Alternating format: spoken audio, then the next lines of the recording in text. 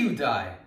This is a question that I formed an opinion on, and I'd like to share it with you guys. But before I do that, I'd encourage you to write down what you think the answer to that question is, because mine's going to be a little bit long, and if you just want the short answer, here's the time card where you can just skip to the shorter version of what I'm going to say. The way that I answer this is through another question. How do you live forever?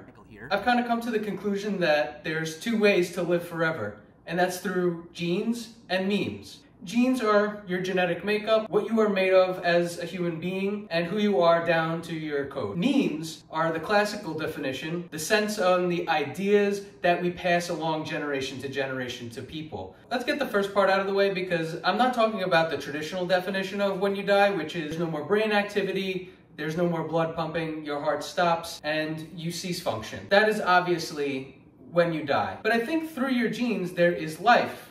It is a way to pass on who you are. It's your genetic makeup, it's your code, it's part of you passing on into another person. So one of the ways that I can live longer than my physical body when it stops operating is through my offspring. This is kind of undeniable. This is one of the reasons why people want to preserve their family names so much, because it's the culmination of who we are. So although it may be millennia at this point, one of my ancestors is living through me. And this is one of the reasons why I like when people use the terminology brother and sister to refer to a stranger, like, how are you, my brother? I like that because it acknowledges the commonality between all of us, that we've all kind of come from one place.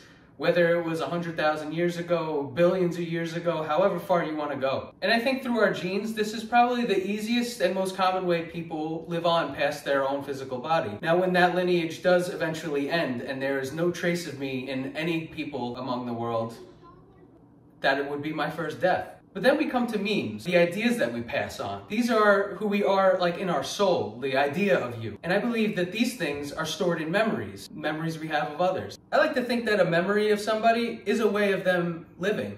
Everybody kind of has that experience where they met a person, maybe even not even spoken to them, but they do think about them often. Something about that memory sticks with you, and that person kind of sticks with you too. They're kind of a part of you at that point. So is that person dead? Mind is a terrible thing to waste. And although ancestry is an important thing, it's not necessarily needed to be in the zeitgeist. I think it's much harder to persist in a person's mind because of how fleeting the memory is and how difficult it is to exchange ideas sometimes. Barriers of language can prevent this. So much can get lost in context in an idea. But I think this is one of the things that draws people to the idea of being famous. Kind of like you're a part of hundreds of people's lives all at once, and you have the ability to influence them even if you're no longer here. Think of all the famous people in history that still persist to this day. They're still having an effect on each and every human that comes into contact with their names or even their decisions. Or even family members you've never met but you have stories of. Those people and those stories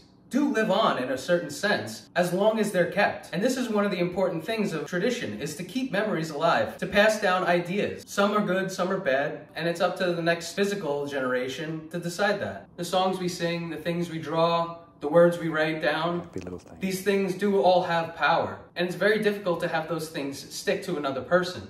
When something does permeate through our shared consciousness, it does take on a life of its own, outside of the author. And in this second life, even though it might not be true to the source, is another way that you can live past your own physical form. One of the reasons that I started this channel was I wanted to leave some sort of legacy or an idea of who I am as a person. And I also wanted to share with everybody some joy, some laughs, in the best way I know how. So I would make the argument that the ways that you live forever are through your children or through your ideas. Your genes, or your memes. And when a person truly dies is when their lineage no longer exists physically through other people. Their genetic code can no longer be traced back. Or when the last living memory passes on or fades.